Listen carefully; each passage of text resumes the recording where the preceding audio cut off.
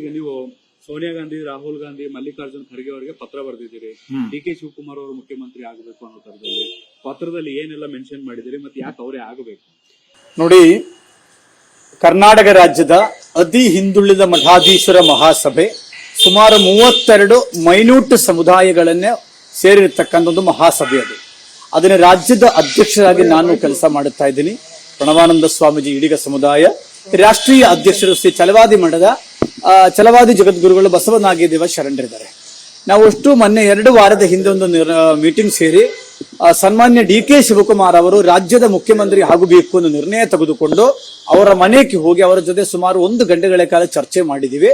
ಅನಂತರ ಈ ಮತ್ತೂ ಕೂಡ ಲೇಟ್ ಆಗ್ತಾ ಇದೆ ಅಂತ ಕಂಡು ಬಂದ ಹಿನ್ನೆಲೆಯಲ್ಲಿ ಮತ್ತು ನಾವೇನವರೆಗೂ ಬೆಂಬಲನ್ನ ಕೊಟ್ಟಿದ್ದೀವಿ, ಆ ಬೆಂಬಲನ್ನೇ ನಮ್ಮ ಅತಿ ಹಿಂದುಳಿದ ಮಠಾಧೀಶರ ಮಹಾಸಭೆಯ ಲೆಟರ್ ಪ್ಯಾಡ್ಗಳಲ್ಲಿ ನಾವು ಸಂಪೂರ್ಣವಾಗಿ ಅದನ್ನ ಟೈಪ್ ಮಾಡಿಕೊಂಡು ನಿರ್ಣಯ ರೂಪದಲ್ಲಿ ತೆಗೆದುಕೊಂಡು ನಿನ್ನೆ ಕಲಬುರಗಿಯಿಂದ ಒಂದು ಪೋಸ್ಟ್ ಅನ್ನ ಮಾಡಿದೀವಿ ಎ.ಸಿ.ಸಿ ಕಚೇರಿಗೆ.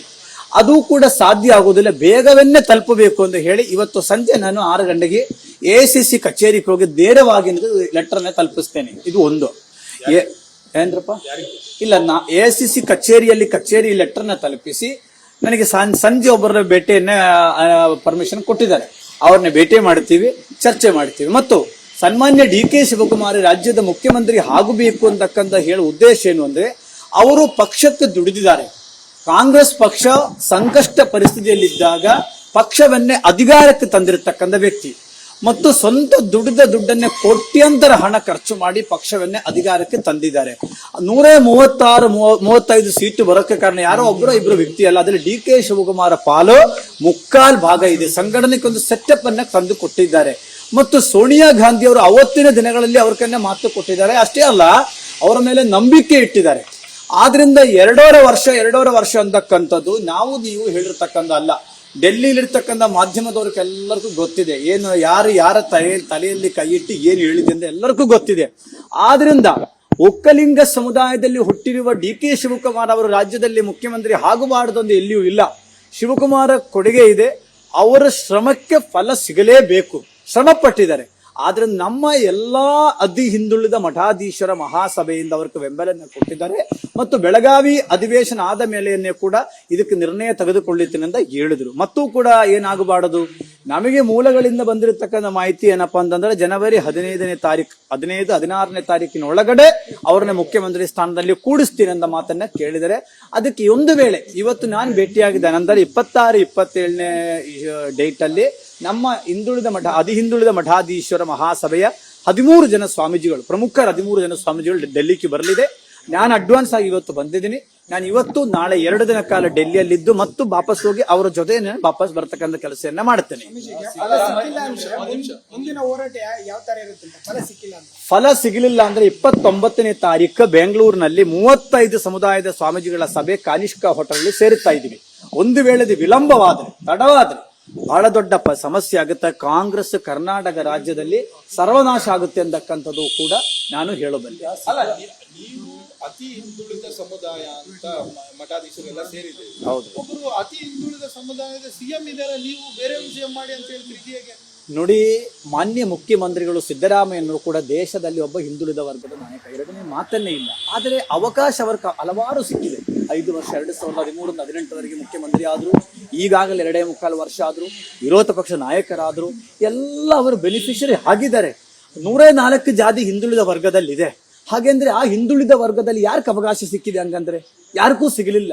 ರಾಜ್ಯದ ಹಿಂದುಳಿದ ವರ್ಗದ ನಾಯಕರುಗಳಾದ ಕೆ.ಸಿ. ಕೊಂಡಯ್ಯನವರು, ಶಿವಮೂರ್ತಿ ನಾಯಕರು, ಜನಾರ್ದನ ಪೂಜಾರಿ ಅವರು, ಇವತ್ತು ಅವರೆಲ್ಲ ಎಲ್ಲಿದ್ದಾರೆ? ಕೇವಲ ಹಿಂದುಳಿದ ವರ್ಗ ಅಹಿಂದ ಅಂತ ಹೇಳುತ್ತಾರೆ ಬಿಟ್ಟು ವಿನಃ ಆ ಸಮುದಾಯಗಳಕ್ಕೇನೂ ಸಿಗಲಿಲ್ಲ. ಇವತ್ತು ನಮ್ಮ ಅತಿ ಹಿಂದುಳಿದ ಮಠಾಧೀಶ್ವರ ಮಹಾಸಭೆಯಲ್ಲಿ 32 ಸಮುದಾಯದ ಸ್ವಾಮೀಜಿಗಳಿದ್ದಾರೆ. ಅವರ ಮಠಕ್ಕೆ ತಾವು ಬರ್ರಿ, ಪ್ರಸಾದಕ್ಕೂ ಕೂಡ ಕಷ್ಟವಾಗಿರ್ತಕ್ಕಂಥ ಮಠ ಇದೆ. ಕೇವಲ 5-6 ಮಠ ಕೊಟ್ಟದೆ, ಬೇರೆ ಯಾರನ್ನೇ ಕೂಡ ಸರ್ಕಾರ ಗಮನಿಸಲಿಲ್ಲ. ಆದ್ರಿಂದ ಈ ಭಾರತದಲ್ಲಿ, ಅಲ್ಲೇ ನಮ್ಮ ಕರ್ನಾಟಕ ರಾಜ್ಯದಲ್ಲಿ ಹಿಂದುಳಿದ ವರ್ಗ ಅಂದ್ರೆ ಸ್ವತಂತ್ರ ಭಾರತದಲ್ಲಿ ಅತಂತ್ರವಾಗಿ ಬದುಕುವ ಸಮುದಾಯಗಳಂದ್ರೆ ಹಿಂದುಳಿದ ವರ್ಗ. ಇವರೆಲ್ಲರೂ ಕೂಡಿ ಕಾರ್ಡ್ ಪ್ಲೇ ಮಾಡುತ್ತಾರೆ. ನಾನು ಮಾನ್ಯ ಮುಖ್ಯಮಂತ್ರಿಗೆ ಕೇಳೋದೇನು ಅಂದ್ರೆ 13-18ವರೆಗೆ ಈಗ 2.5 ವರ್ಷ, ಟೋಟಲ್ 7.5 ವರ್ಷದ ಅತಿ ಹಿಂದುಳಿದ ವರ್ಗಕ್ಕೆ ಏನೇನು ಮಾಡಿದಿ ಅಂತ ಶ್ವೇತಪತ್ರವನ್ನು ಹೊರಡಿಸಿ ಅದಾದ್ರೂ ಆಗಬೇಕಿತ್ತಲ್ಲ. ಸೊ ಇದರಲ್ಲಿ ನಾವು ಅವರನ್ನೇ ಇಳಿಸಿ ಅಂತ ಹೇಳ್ತಾ ಇಲ್ಲ. ಡಿ ಕೆ ಶಿವಕುಮಾರ್ ಅವರನ್ನ ಮುಖ್ಯಮಂತ್ರಿ ಮಾಡಿ ಅಂತ ನಾವು ಕೇಳ್ತಾ ಇದ್ದೀವಿ. ಅಲ್ಲ, ನಾವು ಡಿಮ್ಯಾಂಡ್ ಅದೇ ಅಲ್ವಾ.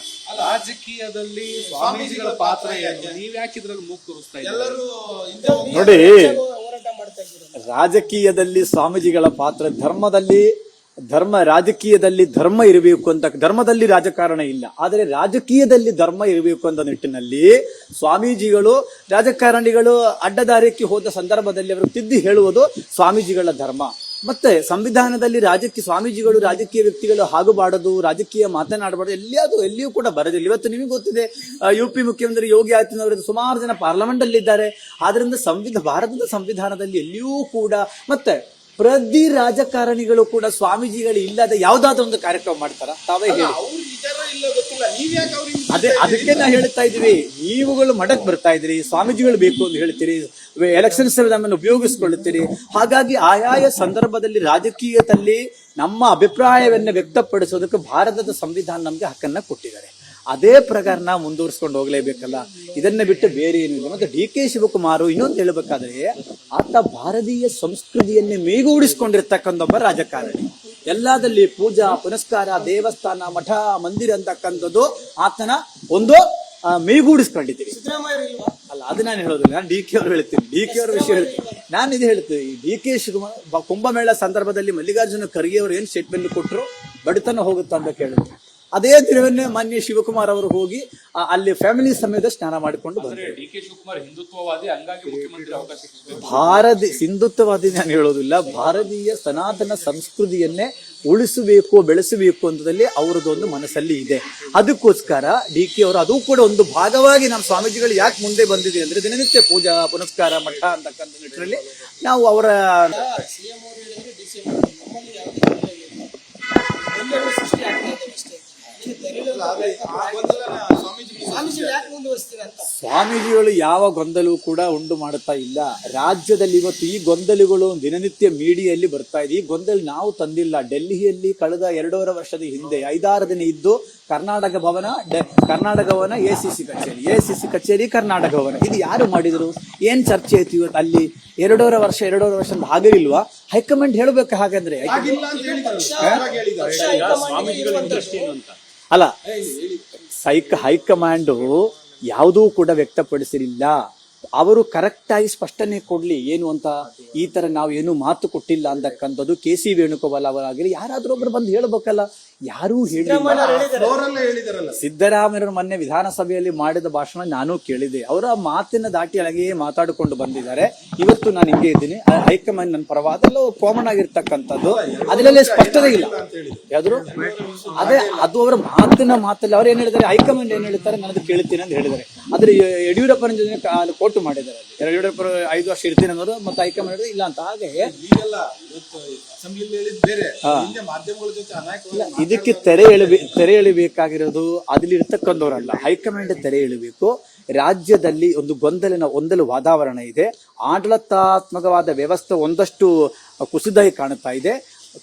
ಅವರ ಪಕ್ಷದ ಕಾರ್ಯಕರ್ತರಲ್ಲಿ ಕೂಡ ಗೊಂದಲಿಗಳು ಆಗ್ತಾ ಇದೆ. ಒಂದ್ ಕಡೆ ಹೋದ DKಗೆ ಜೈ, ಇನ್ನೊಂದ್ ಕಡೆ ಸಿದ್ದರಾಮಯ್ಯ ಜೈ, ಇದೆಲ್ಲ ಆಗಬಾರದು. ಆದ್ರಿಂದ ಇದು ಸಮಸ್ಯೆಗಳನ್ನ ಕೂಡಲೇ ಬಗೆಹರಿಸಬೇಕು. ಅಲ್ಲ, ಆದ್ರೆ ನಾನು ಹೇಳಿದಿರಲ್ಲ, ಸ್ವಾಮೀಜಿಗಳು ಧರ್ಮದಲ್ಲಿ ರಾಜಕಾರಣ ಇಲ್ಲ, ರಾಜಕಾರಣ ಧರ್ಮ ಇರಬೇಕಾದ್ರೆ ಸ್ವಾಮೀಜಿಗಳು ಆಯಾ ಸಮಯದಲ್ಲಿ ಪುರಾಣ ಇತಿಹಾಸಗಳಲ್ಲೆಲ್ಲ ಬಂದಿದೆ. ಇಲ್ಲಿಯೂ ಕೂಡ ಚಕ್ರವ್ಯೂಹ ನಮ್ಮ ಚಕ್ರವ್ಯೂಹ ಭೇದಿಸಬೇಕಾದ ಶಿವಕುಮಾರ್ ಅವರು. ಆದ್ರಿಂದ ಅವ್ರಿಗದು ಯೋಗ ಇದೆ, ಯೋಗ್ಯತೆ ಇದೆ. ಕೂಡಲೇ ಅವರ ಮುಖ್ಯಮಂತ್ರಿ ಎನಿ ಮೂಮೆಂಟ್ ಅಲ್ಲಿ ಅವರ ಮುಖ್ಯಮಂತ್ರಿ ಆಗಬಹುದು ಅಂತಕ್ಕಂಥ ನಮಗೂ ಕೂಡ ಮಾಹಿತಿ ಇರುವ ಹಿನ್ನೆಲೆಯಲ್ಲಿ ನಾವೆಲ್ಲರಿಗೂ ಸಪೋರ್ಟ್ ಮಾಡಿದೀವಲ್ಲ, ರಾಜ್ಯದ ಎಲ್ಲರಿಗೂ ಸಪೋರ್ಟ್ ಮಾಡಿದೀವಿ. ಅದನ್ನ ಸಿಲುಕಿದ್ದಾರೆ, ಆದ್ರೆ ಅದನ್ನ ಭೇದಿಸಕ್ಕೆ ಅವ್ರಿಗೂ ಸಾಧ್ಯ ಆಗುತ್ತೆ. ಆ ಶಕ್ತಿ ಅವರಲ್ಲಿದೆ, ದೇವರ ಅವರು ಕೊಟ್ಟಿದ್ದಾರೆ. Thank you sir. News first, ನಿರ್ಭೀತಿಯಿಂದ ನಿಮ್ಮ ಪರವಾಗಿ.